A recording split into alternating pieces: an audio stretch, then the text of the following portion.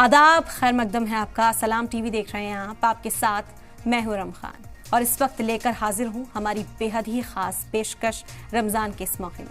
रमजान को सब्र और शुक्र का महीना भी कहा जाता है। सब्र और शुक्र एक ऐसी दौलत है जिसे जो मिल जाए वो बड़ा खुशनसीब बंदा बन जाता है। मुसीबत आने पर सब्र करना और दुख और परेशानी आने पर शुक्र अदा करना, ये दोनों खूबियां रमजान से खास ताल्लुक रखती हैं। रमजान का महीना मुसलमानों को सब्र और शुक्र का सबब देता है। रोजे के दौरान भूख प्यास को बर्दाश्त करना और दूसरी ओर तकलीफ और परेशानी को झेलकर मुसलमानों को सब्र और शुक्र का आदी बनाता है। अल्लाह को राजी करने के लिए उसकी नेमतों पर शुक्र अदा करने से मुसलमानों के ईमान में इजाफा होता है और वो अल्लाह की रहमत के करीब पहुंच जाते हैं। खुदा का शुक्र अदा करने का एक ये तरीका है कि रमजान के मुकद्दस महीने में अपने समाज, आसपास और मोहल्ले में रहने वाले उन गरीबों को खैरात, ज़कात, सदकात और अतियात दी जाएं जो इसके हकदार हैं।